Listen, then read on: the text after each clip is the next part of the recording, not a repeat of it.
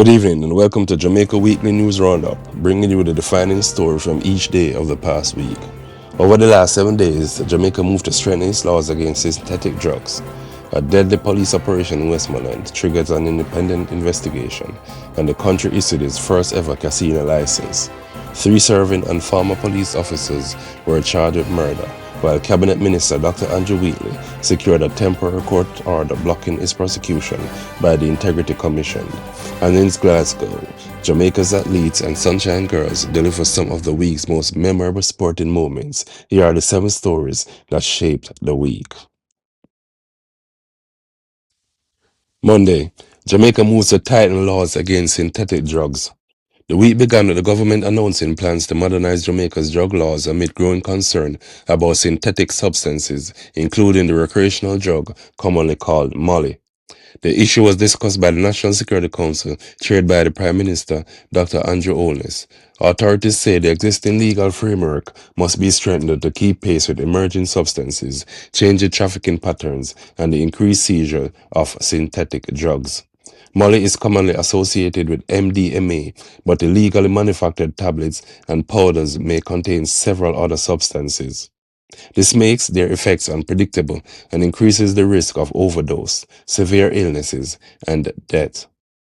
The proposed changes could allow the authorities to respond more quickly when new synthetic substances enter the illegal market. However, the government has not yet published the full amendments or announced when they will be brought before Parliament. Tuesday, 3 killed during Westmoreland police operation. On Tuesday, attention shifted to Westmoreland, where 3 people, including a woman, were fatally shot during a police operation in the community of Bog. The police reported that the deaths occurred during an alleged confrontation. However, as required in incidents involving members of the security forces, the Independent Commission of Investigations, INDECOM, opened an investigation. Investigators were expected to examine the scene, secure weapons and ammunition, obtain statements, and determine whether the use of lethal force was justified.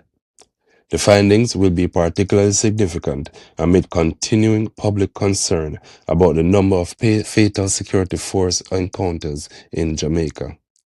At this stage, the police version of events remains an allegation subject to independent investigation. Wednesday, Jamaica issues its first casino license. Wednesday brought a major development for Jamaica's tourism and gaming industries, with the country issuing its first casino operator's license. The Casino Gaming Commission granted the historic license to Adamas Grand Casino Limited. The casino is to operate at the Princess Grand Jamaica Resort in Green Island, Hanover, under a management agreement involving Spanish gaming company Grupo Arenas. The decision follows more than a decade of legislation, preparation, and discussion surrounding regulated casino gaming. Successive administrations have argued that integrated resort casinos could strengthen Jamaica's tourism product, attract investment, and create employment. The development also raises important questions about regulation, responsible gambling, anti-money laundering safeguards, and the social consequences of expanded gaming. The granting of a license clears a major regulatory hurdle, but it does not necessarily mean that casino operations will begin immediately. Thursday, 2 policemen and former officer charged with murder. On Thursday, 2 serving police constables and a former member of the Jamaica Constabulary Force were charged with murder in connection with a fatal shooting in Denham Town, Kingston.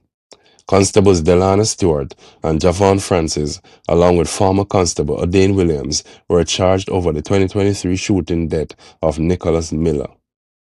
INDECOM said the case followed its investigation into an on-duty police operation.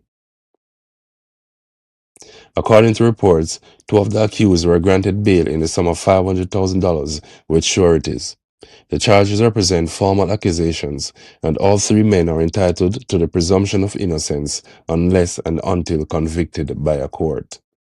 The case is likely to receive close public attention because it involves both serving and former law enforcement officers and again place police accountability and the use of force under scrutiny. Friday, court temporarily blocks charges against Andrew Wheatley. One of the week's biggest political and legal developments came on Friday when Cabinet Minister Dr Andrew Wheatley secured an injunction preventing the Integrity Commission from filing criminal charges against him. The Supreme Court also granted Wheatley permission to pursue judicial review of the Commission's decision that he should be prosecuted for alleged illicit enrichment and other corruption-related offenses. The injunction does not dismiss the allegations or decide whether Wheatley is innocent or guilty. Instead, it prevents the Commission from initiating or continuing the proposed prosecution until the judicial review proceedings have been determined. The review will examine whether the Integrity Commission's decision-making procedure was lawfully and procedurally fair. Justice David Batts reportedly recommended that the matter be considered by a panel of 3 judges, underlining the importance of the legal questions involved. Saturday, Sunshine Girls stun Australia in historic upset. Saturday produced one of the greatest results in Jamaican netball history as the Sunshine Girls defeated world number 1 Australia 46 goals to 45 in the Commonwealth Games semi-final. The 1-goal victory sent Jamaica into the gold medal match and ended Australia's remarkable record of reaching every Commonwealth Games netball final since the sport was introduced to the program in 1998. Jamaica held its nerve during a tense finish, with Australia receiving a final opportunity after time had expired.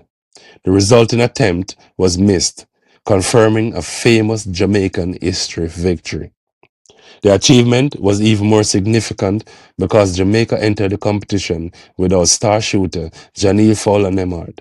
The team instead relied on a determined collective performance, including major contributions from Shanice Beckford, Shamira Sterling-Humphrey, Latanya Wilson, and veteran Romelda Aiken-George. Jamaica advanced to the final, where they faced New Zealand in Sunday's gold medal match. Sunday, Jamaica ends Commonwealth Games with 19 medals. Jamaica completed the 2026 Commonwealth Games in Glasgow with an impressive overall haul of 19 medals, including 10 gold, 4 silver, and 5 bronze.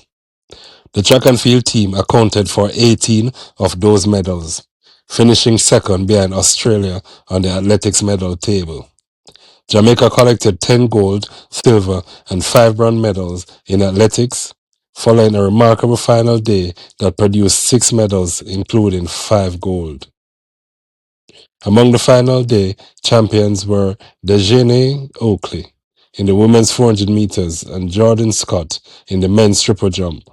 Jamaica also won the women's 4x4 meter relay and mixed 4x400 meter relay, while Frederick Dakers secured silver in the men's discus. The Sunshine Girls added Jamaica's 19th and final medal after taking silver in netball. Their historic attempt to win a first Commonwealth netball title ended with a 56-47 defeat to New Zealand in Sunday's gold medal match. Despite the loss, Jamaica's campaign included a memorable 46-45 semi-final victory over defending champions and world number 1 Australia. It was the first time Australia had failed to reach a Commonwealth netball final since the sport entered the Games in 1998. Jamaica therefore ended Glasgow 2026 with 10 gold medals, 4 silver, and 5 bronze, an outstanding conclusion to one of the country's strongest Commonwealth Games campaign.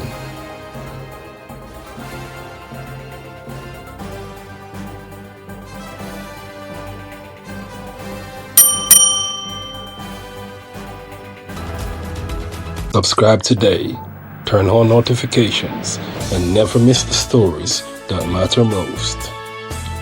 Jamaica News Now, your Highlands, your news, right now.